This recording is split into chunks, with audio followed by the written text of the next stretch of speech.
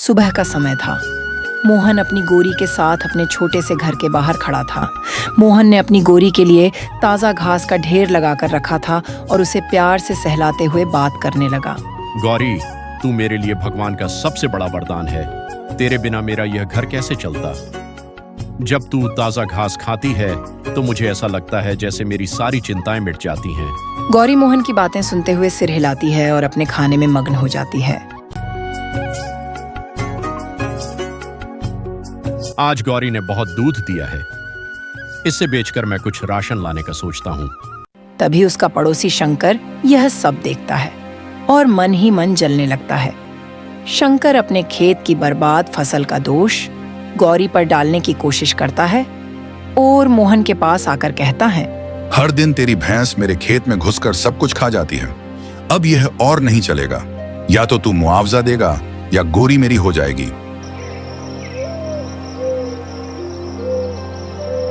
अगले दिन शंकर गांव वालों को चौराहे पर इकट्ठा करता है और मोहन के ऊपर आरोप लगाने की कोशिश करता है। देखो, मेरी मेहनत की फसल को बर्बाद कर दिया गया है और ये सब रामू की गाय गोरी ने किया है। वह हर दिन मेरे खेत में घुस जाती है और सब कुछ चर जाती है। अब और बर्दाश्त नहीं होता। या तो मोहन मुझे हर्जाना देगा या उसकी गाय गोरी मेरी हो जाएगी। गांव वाले आपस में बात कर रहे होते हैं। तभी मोहन धीरे धीरे भीड़ में आता है और शंकर की बात सुनकर साहसपूर्वक कहता है, मैं गरीब जरूर हूँ, पर मेरी गोरी किसी की फसल बर्बाद नहीं कर सकती।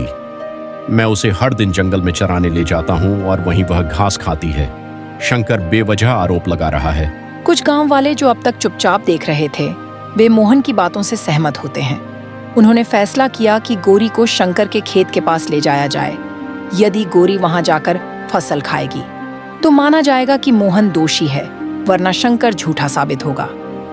गांव वाले मोहन की बात मानते हुए गौरी को शंकर के खेत के पास ले जाते हैं। सबकी नजरें रानी पर टिकी होती हैं और शंकर थोड़ा घबराया हुआ महसूस करता है, क्योंकि उसने जानबूझकर झूठ फैलाया था। वहां पर गोरी शांत रहती है और फसल की ओर बिल्कुल नहीं बढ़ती। वह मोहन की तरफ देखती है, मानो उसे मालूम हो कि उसे निर्दोष साबित होना है। यह देखकर गांव वाले चौंक जाते हैं। गोरी ने तो कुछ भी नहीं किया। अब सब समझ जाते हैं कि शंकर ने झूठ बोला था और मोहन और उसकी रानी निर्दोष हैं।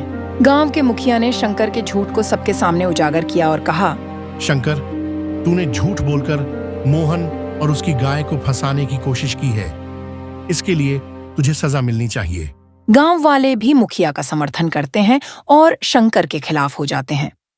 मुखिया ने फैसला किया कि शंकर को गांव से कुछ समय के लिए बाहर निकाल दिया जाएगा ताकि वह अपनी गलती का एहसास कर सके।